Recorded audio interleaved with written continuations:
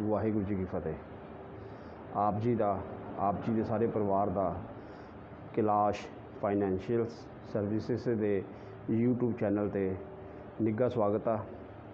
बहुत बहुत जी आए आखते हैं। साडी सारी टीम आप दा धन्नवाद करती है, आप नूं जी आया आखदी है कि तुसीं इन्ना कीमती अपना समय कढ के इस चैनल ते आए हो, इसनूं देखण आए हो। साडी टीम वालों आपका बहुत बहुत धन्नवाद है कि तुसीं साडे वीडियोज़ नूं इन्ना पसंद करते हो, लाइक करते हो और शेयर करते हो।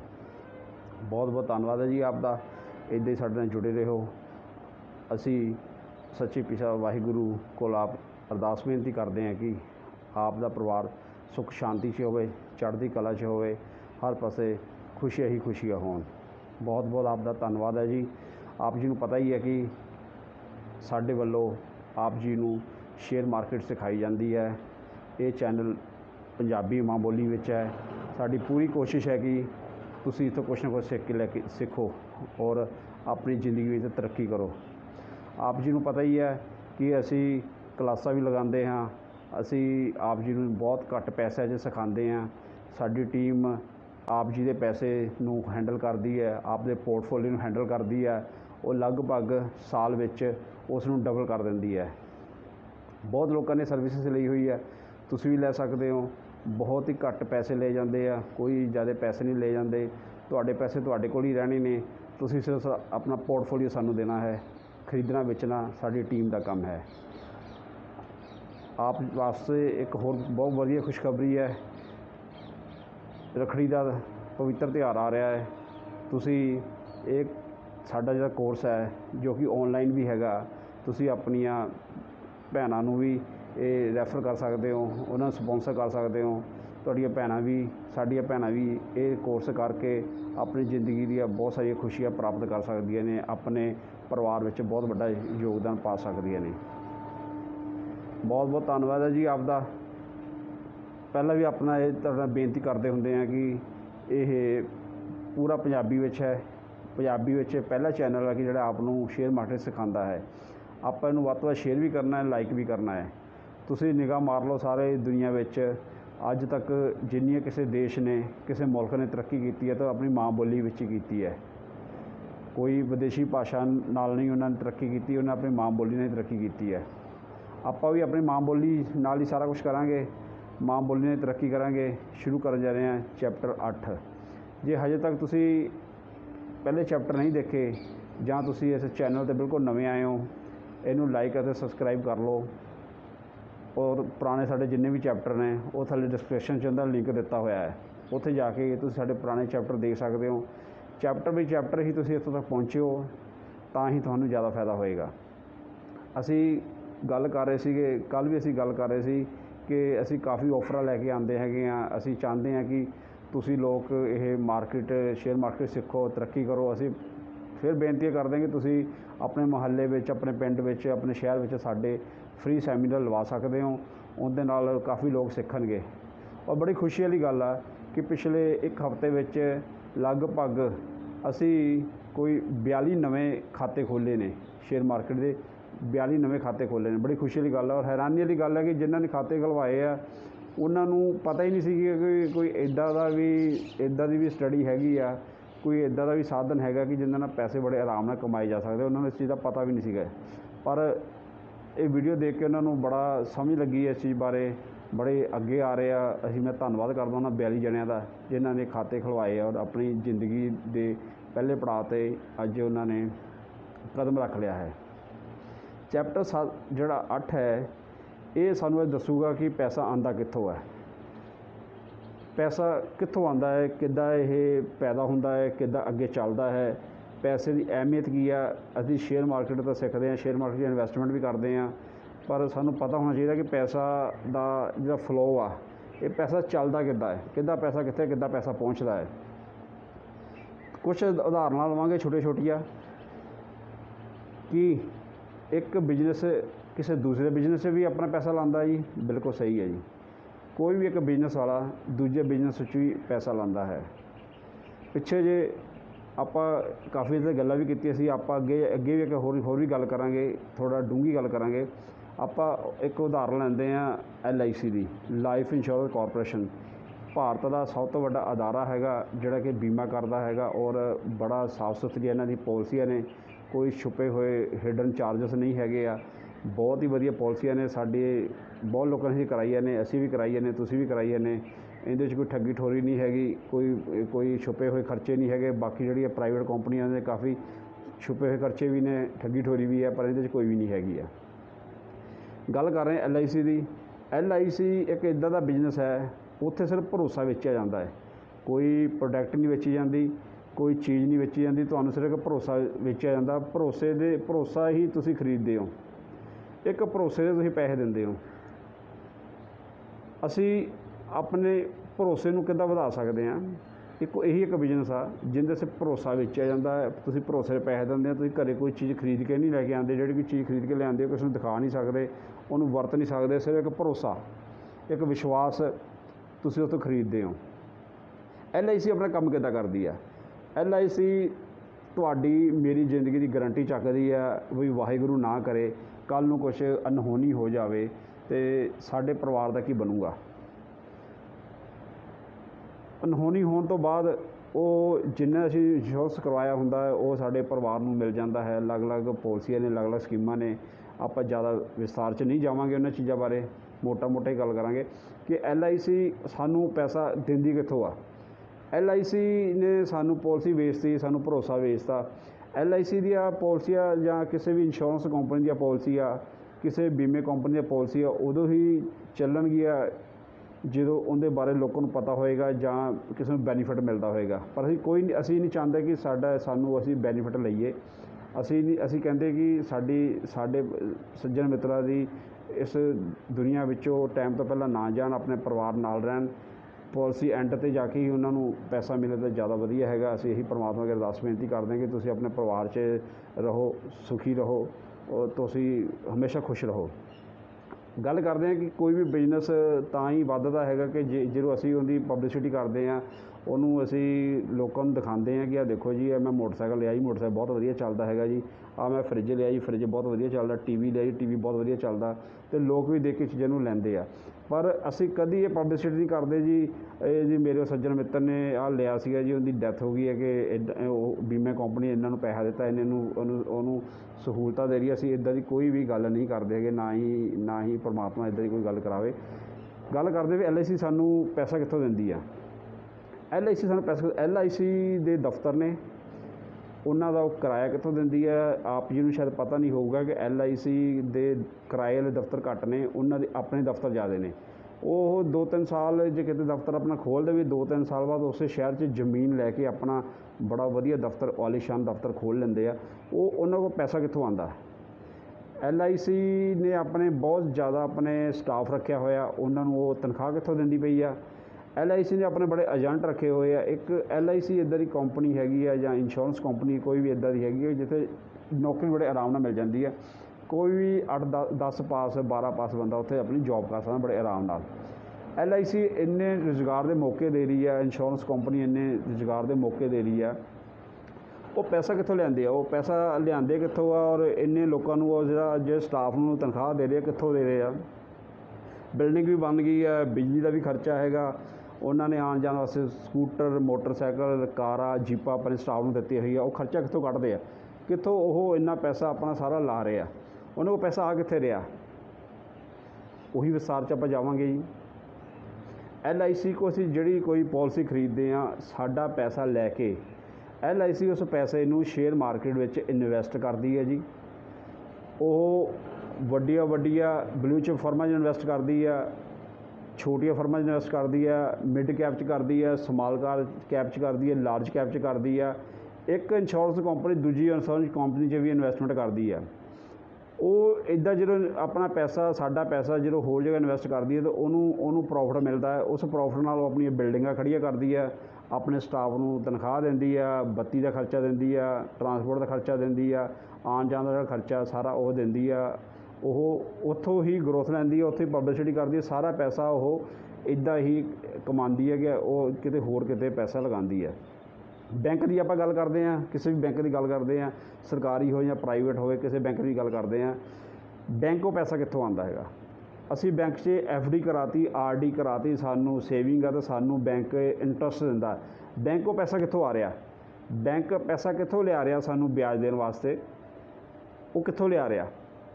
ਬਹੁਤ ਲੋਕ ਕਹਿੰਦੇ ਆ ਜੀ ਬੈਂਕ ਲੋਕਾਂ ਨੂੰ ਲੋਨ ਦਿੰਦਾ, ਲੋਨ ਤੋਂ ਪੈਸਾ ਆਉਂਦਾ, ਤਾਂ ਉਹ ਜੋ ਪੈਸਾ ਆਉਂਦਾ ਉਹ ਪੈਸਾ ਉਹ ਸਾਨੂੰ ਜਿਹੜਾ ਅਸੀਂ ਲੋਕਾਂ ਨੇ FD ਕਰਾਈ ਹੋਈ ਹੈ ਸਾਨੂੰ ਪੈਸੇ ਮਿਲਦੇ ਆ।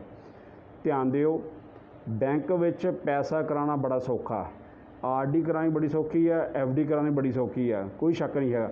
ਪਰ ਬੈਂਕ ਕੋਲੋਂ ਲੋਨ ਲੈਣਾ ਬੜਾ ਔਖਾ। ਕਿੰਨੀ ਕੁ ਵਾਰੀ ਤੁਹਾਡੇ ਨਾਲ ਹੋਇਆ ਕਿ ਤੁਸੀਂ ਮਕਾਨ ਬਣਾਉਣਾ ਹੋਵੇ, ਤੁਸੀਂ ਬੈਂਕ ਕੋਲ ਜਾਂਦੇ ਹੋ, ਬੈਂਕ 25 ਚੀਜ਼ਾਂ ਦੱਸਦਾ ਲੈ ਕੇ ਆਓ, ਗਵਾਹੀਆਂ ਪਵਾਓ, ਔਰ ਕਈ ਵਾਰੀ ਬਹੁਤ ਬੈਂਕਾਂ 'ਚ ਆਪਾਂ ਨੂੰ ਜਾਣਾ ਪੈਂਦਾ ਪਰ ਗੱਲ ਨਹੀਂ ਬਣਦੀ ਹੈਗੀ। ਫਿਰ ਅਸੀਂ ਇੱਧਰ ਰਿਸ਼ਤੇਦਾਰ ਫੜਫੜਾ ਕੇ ਅਸੀਂ ਆਪਣਾ ਕੰਮ ਚਲਾਉਂਦੇ ਹਾਂ। ਤੁਸੀਂ ਨਵਾਂ ਕੋਈ ਧੰਦਾ ਸ਼ੁਰੂ ਕਰਨਾ, ਕੋਈ ਬਿਜ਼ਨਸ ਸ਼ੁਰੂ ਕਰਨਾ, ਕੋਈ ਇੰਡਸਟਰੀ ਸ਼ੁਰੂ ਕਰਨੀ ਹੈ, ਕਿੰਨਾ ਕੁ ਬੈਂਕ ਨੇ ਤੁਹਾਡੀ ਮਦਦ ਕੀਤੀ ਹੈ? ਕਿੰਨਾ ਕੁ ਤੁਸੀਂ ਬੈਂਕ ਕੋਲ ਗਏ ਆ, ਬੈਂਕ ਨੇ ਤੁਹਾਨੂੰ ਮਦਦ ਕੀਤੀ, ਤੁਹਾਨੂੰ ਪੈਸਾ ਦਿੱਤਾ ਹੈਗਾ? ਬੜਾ ਮੁਸ਼ਕਿਲ ਹੈਗਾ ਬੈਂਕ ਤੋਂ ਲੋਨ ਲੈਣਾ। ਬਹੁਤ ਉਹਨਾਂ ਦੀਆਂ ਫਾਰਮੈਲਿਟੀਆਂ ਨੇ, ਉਹ ਚੀਜ਼ਾਂ ਮੰਗਦੇ ਨੇ ਜਿਹੜੀ ਅਸੀਂ ਉਹਨਾਂ ਨੂੰ ਦੇਣੀਆਂ ਹੁੰਦੀਆਂ, ਪਰ ਨਹੀਂ ਹੋ ਨਹੀਂ ਪਾਉਂਦੀਆਂ ਹੈਗੀਆਂ। ਫਿਰ ਬੈਂਕ ਸਾਨੂੰ ਵਿਆਜ ਕਿੱਥੋਂ ਦਿੰਦਾ ਸਾਡੀ FD 'ਤੇ? ਬੈਂਕ ਦੀਆਂ ਆਪਣੀਆਂ ਬਿਲਡਿੰਗਾਂ ਨੇ, ਬੈਂਕ ਨੇ ਕਿਰਾਏ 'ਤੇ ਬਿਲਡਿੰਗਾਂ ਲਈਆਂ ਹੋਈਆਂ ਨੇ, ਬੈਂਕ ਦਾ ਸਟਾਫ ਹੈਗਾ, ਬੈਂਕ ਦੇ ਅੰਦਰ ਉਹਨਾਂ ਦਾ ਫਰਨੀਚਰ ਪਿਆ ਹੋਇਆ ਹੈਗਾ, ਬੈਂਕ ਦਾ ਬਿਜਲੀ ਦਾ ਖਰਚਾ ਹੈਗਾ। ਬੈਂਕ ਵਾਲੇ ਬਹੁਤ ਟਾਈਮ ਆਪਣਾ ਫੀਲਡ 'ਚ ਰਹਿੰਦੇ ਨੇ, ਉਹਨਾਂ ਨੂੰ ਗੱਡੀਆਂ ਚਾਹੀਦੀਆਂ ਨੇ, ਕਾਰਾਂ ਚਾਹੀਦੀਆਂ ਨੇ, ਮੋਟਰਸਾਈਕਲ ਚਾਹੀਦੇ। ਉਹ ਸਾਰਾ ਪੈਸਾ ਉਹਨਾਂ ਨੂੰ ਆਉਂਦਾ ਕਿੱਥੋਂ ਆ? ਉਹ ਸਾਰਾ ਖਰਚਾ ਚੱਕਣ ਲਈ ਆਉਂਦਾ ਕਿੱਥੋਂ ਆ? ਗੱਲ ਫਿਰ ਕਰ ਰਿਹਾ ਤੁਹਾਡੇ ਨਾਲ, ਇੱਕ ਮਿੰਟ ਹੋਰ ਧਿਆਨ ਦਿਓ। ਸਰਕਾਰੀ ਨੌਕਰੀ ਤੋਂ ਬਾਅਦ ਪੈਨਸ਼ਨ ਵੀ ਮਿਲਦੀ ਆ, ਉਹ ਪੈਨਸ਼ਨ ਕਿੱਥੋਂ ਦਿੰਦੀ ਆ ਸਰਕਾਰ? ਕਿੱਥੋਂ ਦਿੱਤੀ ਜਾਂਦੀ? ਆਪਾਂ ਗੱਲ ਕਰ ਰਹੇ ਸੀ ਬੈਂਕ ਦੇ ਇੰਨੇ ਖਰਚੇ ਕਿੱਥੋਂ ਪੂਰੇ ਹੁੰਦੇ ਆ? ਬੈਂਕ ਨੂੰ ਅਸੀਂ ਜਿਹੜਾ ਪੈਸਾ ਦਿੰਦੇ ਹਾਂ, ਬੈਂਕ ਸਾਡਾ ਪੈਸਾ ਸ਼ੇਅਰ ਮਾਰਕੀਟ 'ਚ ਇਨਵੈਸਟ ਕਰਦੀ ਆ, ਅਲੱਗ-ਅਲੱਗ ਵਧੀਆ ਫਰਮਾਂ 'ਚ ਕਰਦੀ ਆ। ਉਹਨਾਂ ਦੇ ਆਪਣੇ ਫੰਡ ਮੈਨੇਜਰ ਹੁੰਦੇ ਆ, ਪੂਰੀ ਸਟੱਡੀ ਕਰਦੇ ਆ, ਬੈਲੈਂਸ ਸ਼ੀਟਾਂ ਪੜ੍ਹਦੇ ਆ, ਫਿਰ ਉਹ ਇਨਵੈਸਟ ਕਰਦੇ ਆ। ਉਹ ਅਲੱਗ-ਅਲੱਗ ਜਗ੍ਹਾ 'ਤੇ ਪੈਸਾ ਇਨਵੈਸਟ ਕਰਕੇ ਆਪਣੇ ਪੈਸੇ ਨੂੰ ਉਹ ਹਰ ਸਾਲ ਦੁੱਗਣਾ ਤਿੱਗਣਾ ਕਰਦੇ ਆ। ਸਾਨੂੰ ਉਹ ਬਹੁਤ ਹੀ ਘੱਟ ਦਿੰਦੇ ਆ, ਘੱਟ ਸਾਨੂੰ ਵਿਆਜ ਦਿੰਦੇ ਆ। ਹਰ ਬੈਂਕ ਦੇ ਜੇ ਤੁਸੀਂ AGM ਦੇਖਦੇ ਹੋ ਤਾਂ ਕਿਸੇ ਬੈਂਕ ਨੂੰ 2500 ਹਜ਼ਾਰ ਕਰੋੜ ਦਾ ਫਾਇਦਾ ਹੋਇਆ ਹੁੰਦਾ, ਕਿਸੇ ਨੂੰ 35,000 ਕਰੋੜ ਦਾ ਫਾਇਦਾ ਹੋਇਆ ਹੁੰਦਾ। ਇੱਦਾਂ ਬੈਂਕਾਂ ਨੂੰ ਇੰਨੇ ਹਜ਼ਾਰ ਕਰੋੜ ਦੇ ਫਾਇਦੇ ਕਿੱਥੋਂ ਹੁੰਦੇ ਆ? ਜਾਦੂ ਆ ਜੀ। ਜੇ ਤੁਸੀਂ ਸੋਚਦੇ ਹੋ ਵੀ ਤੁਹਾਨੂੰ ਉਹ ਲੋਨ ਦੇ ਕੇ 12% 'ਤੇ ਲੋਨ ਦੇ ਕੇ ਉਹ 12% ਦਾ ਮਤਲਬ ਉਹਨਾਂ 25,000 ਕਰੋੜ ਦਾ ਫਾਇਦਾ ਹੋ ਗਿਆ, ਤਾਂ ਗਲਤ ਆ ਜੀ, ਉਹ ਗਲਤ ਆ ਬਿਲਕੁਲ। ਬੈਂਕ ਸਾਨੂੰ ਜੋ ਲੋਨ ਦਿੰਦਾ ਹੈਗਾ ਉਹਦੇ ਤੋਂ ਇੰਨੀ ਆਮਦਨ ਨਹੀਂ ਹੁੰਦੀ, ਉਹਨੂੰ ਆਮਦਨ ਹੁੰਦੀ ਹੈ ਕਿ ਜਦੋਂ ਉਹ ਆਪਣੇ ਕਿਸੇ ਹੋਰ ਜਗ੍ਹਾ ਕਿਸੇ ਫੰਡ ਵਿੱਚ ਪੈਸੇ ਲਾਉਂਦਾ ਹੈਗਾ, ਕਿਸੇ ਇੰਡਸਟਰੀ 'ਚ ਲਾਉਂਦਾ, ਕਿਸੇ ਬਿਜ਼ਨਸ 'ਚ ਪੈਸੇ ਲਾ ਕੇ ਪੈਸੇ ਕਮਾਉਂਦਾ ਹੈਗਾ। ਤੁਸੀਂ ਨਿਗਾਹ ਮਾਰੋ ਕਿ ਹਰ ਬੈਂਕ ਨੇ, ਹਰ ਇੰਸ਼ੋਰੈਂਸ ਕੰਪਨੀ ਨੇ ਆਪਣਾ ਮਿਊਚੁਅਲ ਫੰਡ ਖੋਲ੍ਹਿਆ ਹੋਇਆ। ਉਹ ਮਿਊਚੁਅਲ ਫੰਡ ਉਹਨਾਂ ਦੀ ਡਿਵੀਜ਼ਨ ਹੈਗੀ, ਹਰ ਬੈਂਕ ਦੀ ਆਪਣੀ ਡਿਵੀਜ਼ਨ ਹੈਗੀ ਮਿਊਚੁਅਲ ਫੰਡ ਦੀ। ਉਹ ਮਿਊਚੁਅਲ ਫੰਡ ਰਾਹੀਂ ਵੀ ਪੈਸੇ ਨੂੰ ਇਨਵੈਸਟ ਕਰਦਾ ਹੈਗਾ। ਬੈਂਕ ਆਪਣਾ ਫੰਡ ਆਪਣੇ ਮਿਊਚੁਅਲ ਫੰਡ ਹਾਊਸ ਨੂੰ ਦਿੰਦਾ ਹੈ। ਮਿਊਚੁਅਲ ਫੰਡ ਹਾਊਸ ਵਿੱਚ ਉਹਨਾਂ ਦੇ ਫੰਡ ਮੈਨੇਜਰ ਨੇ ਜਿਹੜੇ ਕਿ ਰੋਜ਼ ਦਾ 20-25% ਆਪਣੇ ਪੈਸੇ ਨੂੰ ਵਧਾਉਂਦੇ ਨੇ, ਬੈਂਕ ਦੇ ਪੈਸੇ ਨੂੰ ਵਧਾਉਂਦੇ ਨੇ। ਇੱਦਾਂ ਉਹ ਪੈਸਾ ਕਮਾਉਂਦੇ ਨੇ। ਪੈਸਾ ਇੱਦਾਂ ਆਉਂਦਾ ਜੀ। ਆਪ ਨਾਲ ਗੱਲ ਹੋ ਰਹੀ ਸੀ ਚੈਪਟਰ 8 ਦੀ ਕਿ ਪੈਸਾ ਆਉਂਦਾ ਕਿੱਦਾਂ, ਚੱਲਦਾ ਕਿੱਦਾਂ, ਅੱਗੇ ਕਿੱਦਾਂ ਵੱਧਦਾ। ਪੈਸਾ ਇਸ ਤਰ੍ਹਾਂ ਆਉਂਦਾ ਜੀ, ਅਲੱਗ-ਅਲੱਗ ਜਗ੍ਹਾ 'ਤੇ ਹਰ ਇੰਸਟੀਚਿਊਟ ਆਪਣਾ ਪੈਸਾ ਲਾ ਕੇ ਪੈਸਾ ਕਮਾਉਂਦਾ। ਸਿਰਫ ਇਹੀ ਨਹੀਂ, ਬਹੁਤ ਸਾਡੇ ਭਾਰਤ ਦੀਆਂ ਯੂਨੀਵਰਸਿਟੀਆਂ ਵੀ ਇਹ ਕੰਮ ਕਰਦੀਆਂ ਨੇ। ਜਿਹੜੀ ਅਸੀਂ ਫੀਸਾਂ ਭਰਦੇ ਹਾਂ, ਬੱਚੇ ਦੀਆਂ ਫੀਸਾਂ ਭਰਦੇ ਹਾਂ, ਉਹ ਫੀਸਾਂ ਨਾਲ ਯੂਨੀਵਰਸਿਟੀਆਂ, ਕਾਲਜ ਇੰਨੇ ਵੱਡੇ ਨਹੀਂ ਬਣਦੇ ਹੈਗੇ। ਜੇ ਅਸੀਂ ਸੋਚਦੇ ਹਾਂ ਕਿ ਜੇ ਅਸੀਂ ਲੱਖ ਰੁਪਏ ਸਾਲ ਦੀ ਫੀਸ ਭਰ ਦਿੱਤੀ ਆ ਤਾਂ ਸੀਟਾਂ 'ਤੇ ਗਿਣਤੀ ਦੀਆਂ ਸੀਟਾਂ ਹੁੰਦੀਆਂ ਜੀ ਇੰਜੀਨੀਅਰਿੰਗ ਜਾਂ ਮੈਡੀਕਲ ਵਿੱਚ, ਅਸੀਂ ਉਹ ਲੱਖ ਰੁਪਏ ਨਾਲ ਉਹ ਆਪਣੀ ਬਿਲਡਿੰਗਾਂ ਖੜ੍ਹੀਆਂ ਕਰ ਲੈਣਗੇ। ਕਿਉਂਕਿ ਕਾਲਜ ਜਿਹੜੇ ਨੇ, ਯੂਨੀਵਰਸਿਟੀ, ਉਹ ਕਿਰਾਏ 'ਤੇ ਨਹੀਂ ਚੱਲਦੀ ਆ। ਉਹਨਾਂ ਨੂੰ ਆਪਣੀ ਹੀ ਜ਼ਮੀਨ ਲੈਣੀ ਪੈਂਦੀ ਆ, ਆਪਣੀ ਜ਼ਮੀਨ ਲੈ ਕੇ ਆਪਣੇ ਇਨਫਰਾਸਟਰਕਚਰ ਲੈ ਕੇ ਆਪ ਹੀ ਖੜ੍ਹਾ ਕਰਨਾ ਪੈਂਦਾ ਸਾਰਾ ਕੁਛ। ਉਹ ਪੈਸੇ ਕਿੱਥੋਂ ਲੈਂਦੇ ਯੂਨੀਵਰਸਿਟੀਆਂ ਵੀ ਆਪਣੇ ਪੈਸੇ ਇੱਦਾਂ ਹੀ ਲੈ ਕੇ ਆਉਂਦੀਆਂ ਨੇ ਕਿ ਇਨਵੈਸਟ ਕਰਦੀਆਂ ਨੇ ਮਾਰਕੀਟ 'ਚ, ਉੱਥੋਂ ਪੈਸੇ ਕੱਢ ਕੇ ਲੈ ਕੇ ਆਉਂਦੀਆਂ ਨੇ। ਆਪ ਜੀ ਨੂੰ ਸ਼ਾਇਦ ਨਹੀਂ ਪਤਾ ਹੋਊਗਾ ਕਿ ਭਾਰਤ ਵਿੱਚ ਸਭ ਤੋਂ ਵੱਡਾ ਇਨਵੈਸਟਰ ਕੌਣ ਹੈ। ਭਾਰਤ ਵਿੱਚ ਸਭ ਤੋਂ ਵੱਡਾ ਇਨਵੈਸਟਰ ਸਾਡਾ ਰਾਸ਼ਟਰਪਤੀ ਹੈ, ਪ੍ਰੈਜ਼ੀਡੈਂਟ। ਜਿੰਨੀਆਂ ਸਾਡੀਆਂ ਸਰਕਾਰੀ ਕੰਪਨੀਆਂ ਨੇ ਉਹ ਸਾਰਿਆਂ ਦਾ ਜਿਹੜਾ ਸਭ ਤੋਂ ਵੱਡਾ ਪ੍ਰਮੋਟਰ ਆ ਉਹ ਸਾਡਾ ਭਾਰਤ ਦਾ ਰਾਸ਼ਟਰਪਤੀ ਹੈ। ਆਪ ਜੀ ਨੂੰ ਬੜੀ ਹੈਰਾਨੀ ਹੋਊਗੀ ਕਿ ਸਾਡਾ ਭਾਰਤ ਦਾ ਰਾਸ਼ਟਰਪਤੀ ਵੀ ਸ਼ੇਅਰ ਮਾਰਕੀਟ ਵਿੱਚ ਇਨਵੈਸਟਮੈਂਟ ਕਰਦਾ ਹੈ। ਤੁਸੀਂ ਸ਼ਾਇਦ ਹੈਰਾਨ ਹੋਵੋਗੇ ਮੇਰੀ ਗੱਲ ਸੁਣ ਕੇ, ਸ਼ਾਇਦ ਤੁਹਾਨੂੰ ਲੱਗੇਗਾ ਕਿ ਮੈਂ ਸਹੀ ਨਹੀਂ ਬੋਲ ਰਿਹਾ। ਭਾਰਤ ਸਾਡਾ ਦੇਸ਼ 1947 'ਚ ਆਜ਼ਾਦ ਹੋ ਚੁੱਕਿਆ ਹੈ। ਆਪਾਂ ਮੰਨਦੇ ਨਾ ਜੀ, ਭਾਰਤ 1947 'ਚ ਆਜ਼ਾਦ ਹੋ ਚੁੱਕਿਆ ਹੈ, ਪਰ ਭਾਰਤ ਆਜ਼ਾਦ ਨਹੀਂ ਹੋਇਆ। ਨਿਗਾਹ ਮਾਰੋ ਤੁਸੀਂ, 1947 ਤੋਂ ਪਹਿਲਾਂ ਅੰਗਰੇਜ਼ ਸਾਡੇ 'ਤੇ ਰਾਜ ਕਰਦੇ ਸੀਗੇ। ਉਹਨਾਂ ਨੂੰ ਸਾਡੇ 'ਤੇ ਰਾਜ ਕਰਨ ਵਾਸਤੇ ਆਪਣੀ ਫੋਰਸ ਰੱਖਣੀ ਪੈਂਦੀ ਸੀ, ਆਪਣੀ ਪੁਲਿਸ ਰੱਖਣੀ ਪੈਂਦੀ ਸੀ, ਆਪਣੇ ਉਹਨਾਂ ਨੇ ਮਹਿਕਮੇ ਖੜ੍ਹੇ ਕੀਤੇ ਸੀਗੇ। ਜਿੰਨਾ ਵੀ ਸਾਡਾ ਅੱਜ ਇੰਡੀਆ ਦਾ ਇਨਫਰਾਸਟਰਕਚਰ ਹੈਗਾ, ਜਿੰਨੇ ਡਿਪਾਰਟਮੈਂਟ ਹੈਗੇ ਨੇ, ਇਹ ਸਾਰੇ ਉਹਨਾਂ ਦੇ ਬਣਾਏ ਹੋਏ ਆ। ਰੇਲਵੇ ਉਹਨਾਂ ਨੇ ਬਣਾਈ, ਰੋਡ ਉਹਨਾਂ ਨੇ ਬਣਾਏ, ਸਮਾਨ ਢੋਆ ਢੁਆਈ ਵਾਸਤੇ ਉਹਨਾਂ ਨੇ ਸਾਰੇ ਹਿੰਦੁਸਤਾਨ ਨੂੰ ਚਲਾਉਣ ਵਾਸਤੇ ਉਹਨਾਂ ਨੇ ਬੜਾ ਕੁਛ ਬਣਾਇਆ। ਜਹਾਜ਼ ਬਣਾਏ ਉਹਨਾਂ ਨੇ, ਪਲੇਟਫਾਰਮ ਆਪਣੇ ਰੇਲਵੇ ਦਾ ਉਹਨਾਂ ਨੇ ਬਣਾਈ। ਉਹਨਾਂ ਨੇ ਸ਼ਿਮਲੇ ਤੱਕ ਚਲੇ ਗਏ। ਉਹ ਆਪਣੀ ਆਪਣੀ ਜਿਹੜੀ ਉਹਨਾਂ ਦੀ ਸਰਕਾਰ ਸੀ, ਹਰ 6 ਮਹੀਨੇ ਬਾਅਦ ਗਰਮੀਆਂ 'ਚ ਸ਼ਿਮਲੇ ਲਾਉਂਦੇ ਸੀਗੇ, ਸਰਦੀਆਂ 'ਚ ਦਿੱਲੀ ਲਾਉਂਦੇ ਸੀਗੇ। ਉਹ ਸਾਰਾ ਕੁਛ ਉਹਨਾਂ ਨੇ ਵਿਉਂਤਵਾਈਜ਼ ਕੀਤਾ ਸੀਗਾ। ਔਰ ਸਾਨੂੰ ਕੰਟਰੋਲ ਕਰਨ ਲਈ ਉਹਨਾਂ ਨੇ ਪੁਲਿਸ ਬਣਾਈ ਸੀ। ਉਹ ਸਾਰਾ ਕੁਛ ਕਰਦੇ ਕਿਉਂ ਸੀਗੇ? ਉਹ ਕਮਾਈ ਲਈ ਕਰਦੇ ਸੀ ਨਾ। ਉਹਨਾਂ ਨੇ ਕੋਈ ਸਾਡੇ 'ਤੇ ਅਹਿਸਾਨ ਨਹੀਂ ਕਰਨਾ ਸੀ। ਉਹ ਇੱਥੇ ਸਿਰਫ ਪੈਸਾ ਕਮਾਉਣ ਲਈ ਆਏ ਸੀਗੇ। ਪੈਸਾ ਕਮਾ ਕੇ ਉਹਨਾਂ ਨੇ ਲੈ ਕੇ ਜਾਣਾ ਸੀਗਾ। ਸਾਡਾ ਬਹੁਤ ਕੁਛ ਲੈ ਗਏ ਨੇ ਉਹ 1947 ਤੋਂ ਪਹਿਲਾਂ। 1947 ਤੱਕ ਜਦੋਂ ਅਸੀਂ ਆਜ਼ਾਦੀ ਦੇ ਲਾਗੇ ਪਹੁੰਚੇ ਤਾਂ ਇਹ ਅੰਗਰੇਜ਼ਾਂ ਨੇ ਸੋਚਿਆ, ਉਹਨਾਂ ਦੀ ਸੋਚ ਸੀਗੀ ਉਹਨਾਂ ਦੀ ਕਿ ਅਸੀਂ ਭਾਰਤ ਛੱਡ ਕੇ ਜਾ ਰਹੇ ਹਾਂ, ਪਰ ਜਿਹੜੇ ਅੰਦਰ ਇੰਨਾ ਪੈਸਾ ਪਿਆ ਹੋਇਆ, ਇੰਨੀ ਦੌਲਤ ਪਈ ਹੋਈ ਆ, ਇਹਨੂੰ ਛੱਡ ਕੇ ਨਹੀਂ ਜਾਣਾ ਇਹਨੂੰ ਅਸੀਂ ਲੈ ਕੇ ਜਾਣਾ ਹੈਗਾ। ਉਹ ਅੱਜ ਤੱਕ ਸਾਡੇ ਕੋਲੋਂ ਸਾਡੀ ਦੌਲਤ ਲੈ ਕੇ ਜਾ ਰਹੇ ਆ, ਸਾਡਾ ਪੈਸਾ ਲੈ ਕੇ ਜਾ ਰਹੇ ਆ, ਬਿਨਾਂ ਸਾਡੇ 'ਤੇ ਰਾਜ ਕਰਕੇ, ਬਿਨਾਂ ਸਾਨੂੰ ਜੇਲ੍ਹ 'ਚ ਪਾ ਕੇ, ਬਿਨਾਂ ਸਾਨੂੰ ਫਾਂਸੀਆਂ 'ਤੇ ਚੜ੍ਹਾ ਕੇ, ਬਿਨਾਂ ਸਾਡੇ 'ਤੇ ਕੋਈ ਤਸ਼ੱਦਦ ਕਰਕੇ, ਕੋਈ ਸਾਨੂੰ ਪਰੇਸ਼ਾਨ ਕਰਕੇ, ਸਾਡਾ ਪੈਸਾ ਅੱਜ ਵੀ ਉਹ ਸਾਰਾ ਲੈ ਕੇ ਵਿਦੇਸ਼ ਵਿੱਚ ਜਾ ਰਹੇ ਆ। ਉਹਨਾਂ ਨੇ ਇੰਡੀਆ ਦੇ, ਭਾਰਤ ਦੇ ਸਾਰੇ ਮੁੱਖ ਅਦਾਰੇ, ਬਿਜ਼ਨਸ ਉਹਨਾਂ ਨੇ ਕੰਟਰੋਲ ਕੀਤੇ ਹੋਏ ਆ। ਬਾਟਾ ਇੱਕ ਵਿਦੇਸ਼ੀ ਕੰਪਨੀ ਹੈ ਜੀ। ਇਹਦੀ ਜਿੰਨੀ ਆਮਦਨ ਆ ਉਹਦਾ ਕੋਈ 70% ਦੇ ਕਰੀਬ ਉਹ ਵਿਦੇਸ਼ 'ਚ ਜਾਂਦਾ ਜੀ। ਨੈਸਲੇ, ਆਪਾਂ ਮੈਗੀ ਖਾਂਦੇ ਆ ਜੀ, ਨੈਸਲੇ ਦੀ ਬਹੁਤ ਪ੍ਰੋਡਕਟ ਹੈਗੀ ਆ। ਇਹਨਾਂ ਦਾ ਬਹੁਤ ਜ਼ਿਆਦਾ ਜਿਹੜਾ ਮੁਨਾਫਾ ਉਹ ਵਿਦੇਸ਼ 'ਚ ਜਾਂਦਾ ਹੈਗਾ। ਅੰਗਰੇਜ਼ ਨੇ ਇਹਦੇ ਮਾਲਿਕ, ਬਾਟਾ ਦੇ ਮਾਲਿਕ ਅੰਗਰੇਜ਼ ਨੇ। ਹਿੰਦੁਸਤਾਨ ਲੀਵਰ ਹਰ ਘਰ ਦੇ ਵਿੱਚ ਵਰਤੋਂ ਹੁੰਦੀ ਹੈ ਜੀ। ਇਹਦਾ ਸਾਬਣ ਹੈਗਾ, ਖਾਣ ਦੀਆਂ ਚੀਜ਼ਾਂ ਹੈਗੀਆਂ, ਬਹੁਤ ਸਮਾਨ ਹਿੰਦੁਸਤਾਨ ਲੀਵਰ ਬਣਾਉਂਦੀ ਆ। ਇਹ ਇੱਕ ਵਿਦੇਸ਼ੀ ਕੰਪਨੀ ਆ। ਪੈਸਾ ਸਾਡਾ ਇਹਨਾਂ ਕੋਲ ਜਾਂਦਾ ਹੈਗਾ, ਪ੍ਰੋਫਿਟ ਦਾ ਬਹੁਤ ਪੈਸਾ ਇਹਨਾਂ ਕੋਲ ਜਾਂਦਾ ਹੈ। ਪ੍ਰੋਕਟਰ ਗੈਂਬਲੇ, ਪਾਮੋਲੀਵ ਵੀ ਇਹਨਾਂ ਦੀਆਂ ਕੰਪਨੀਆਂ ਨੇ ਜੀ। ਇਹਨਾਂ ਦੇ ਬਹੁਤ ਹਿੱਸੇ ਨੇ ਇਹਦੇ 'ਚ ਪਾਏ ਹੋਏ। PVR ਸਿਨੇਮਾ ਉਹ ਵੀ ਇਹਨਾਂ ਦਾ ਹੈਗਾ ਜੀ। ਕੈਸਟਰੋਲ ਇਹਨਾਂ ਦਾ। ਰਿਲਾਇੰਸ ਵਿੱਚ ਤੁਹਾਨੂੰ ਪਤਾ ਹੀ ਆ, ਪਿੱਛੇ ਗੂਗਲ ਨੇ ਬੜਾ ਪੈਸਾ ਲਾਇਆ ਹੈਗਾ। ਵਿਦੇਸ਼ੀ ਕੰਪਨੀਆਂ ਨੇ ਬਹੁਤ ਪੈਸੇ ਲਾਏ ਹੋਏ ਆ। ਹੀਰੋ ਦਾ ਤੁਸੀਂ ਮੋਟਰਸਾਈਕਲ ਖਰੀਦਦੇ ਹੋ, ਉਹਦੇ ਵਿੱਚ ਵੀ ਇਹਨਾਂ ਵਿਦੇਸ਼ੀਆਂ ਦਾ, ਅੰਗਰੇਜ਼ਾਂ ਦਾ ਪੈਸਾ ਲੱਗਿਆ ਹੋਇਆ। ਬਜਾਜ ਦਾ ਮੋਟਰਸਾਈਕਲ ਖਰੀਦਦੇ ਹੋ, ਉਹਦੇ 'ਚ ਵਿਦੇਸ਼ੀਆਂ ਦਾ ਪੈਸਾ ਲੱਗਿਆ ਹੋਇਆ। ਟਾਟਾ ਦੀ ਗੱਡੀ ਖਰੀਦਦੇ ਹੋ, ਵਿਦੇਸ਼ੀਆਂ ਦਾ ਪੈਸਾ ਲੱਗਿਆ ਹੋਇਆ। ਮਾਰੂਤੀ ਦੀ ਗੱਡੀ ਖਰੀਦਦੇ ਹੋ, ਵਿਦੇਸ਼ੀਆਂ ਦਾ ਪੈਸਾ ਲੱਗਿਆ ਹੋਇਆ। ਅਸ਼ੋਕ ਲੇਲੈਂਡ ਦੀ ਗੱਡੀ ਖਰੀਦਦੇ ਹੋ, ਵਿਦੇਸ਼ੀਆਂ ਦਾ ਪੈਸਾ ਲੱਗਿਆ ਹੋਇਆ। ਭਾਰਤ ਵਿੱਚ ਜਿੰਨੀ ਵਧੀਆ ਇੰਡਸਟਰੀ ਹੈਗੀ ਆ, ਉਹਨਾਂ ਵਿੱਚ ਵਿਦੇਸ਼ੀ ਅੰਗਰੇਜ਼ਾਂ ਦੇ ਪੈਸੇ ਲੱਗੇ ਹੋਏ ਆ।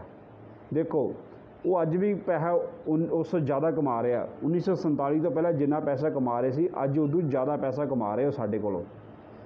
ਗ੍ਰੀਸ ਕੋਟਨ 'ਚ ਵੀ ਅੰਗਰੇਜ਼ਾਂ ਦਾ ਪੈਸਾ ਲੱਗਿਆ ਹੋਇਆ।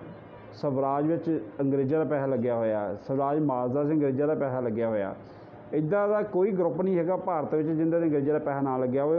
1947 ਤੋਂ ਬਾਅਦ ਸਾਨੂੰ ਛੱਡ ਕੇ ਗਏ ਆ, ਪਰ ਪੈਸਾ ਉਹ ਉਦੋਂ ਜ਼ਿਆਦਾ, ਆਮਦਨ ਉਦੋਂ ਜ਼ਿਆਦਾ ਕਮਾ ਰਹੇ ਆ, ਪੈਸਾ ਉਦੋਂ ਜ਼ਿਆਦਾ ਕਮਾ ਰਹੇ ਆ ਉਹ। 1947 ਤੋਂ ਪਹਿਲਾਂ ਸਾਡੇ 'ਤੇ ਰਾਜ ਕਰਕੇ, ਸਾਨੂੰ ਤੰਗ ਕਰਕੇ ਜਿੰਨਾ ਪੈਸਾ ਕਮਾ ਰਹੇ ਸੀ, ਹੁਣ ਉਸ ਤੋਂ ਕਈ ਗੁਣਾ ਵੱਧ ਪੈਸਾ ਕਮਾ ਰਹੇ ਨੇ ਉਹ।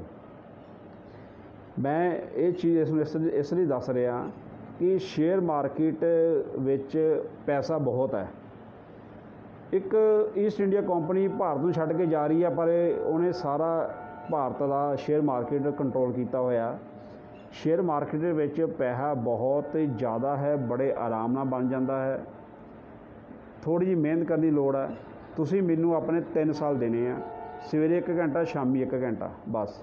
ਇਹ ਜਿਹੜੇ 35 ਚੈਪਟਰ ਅਸੀਂ ਲੈ ਕੇ ਆਏ ਹਾਂ ਤੁਹਾਡੀ ਸੇਵਾ ਵਿੱਚ, ਪੰਜਾਬੀ ਭਾਸ਼ਾ ਵਿੱਚ ਨੇ। ਇਦੋਂ ਸੌਖਾ ਕੋਈ ਤਰੀਕਾ ਨਹੀਂ ਹੈਗਾ ਇਹਨੂੰ ਸਿੱਖਣ ਦਾ। 1 ਘੰਟਾ ਸਵੇਰੇ, 1 ਘੰਟਾ ਸ਼ਾਮੀ।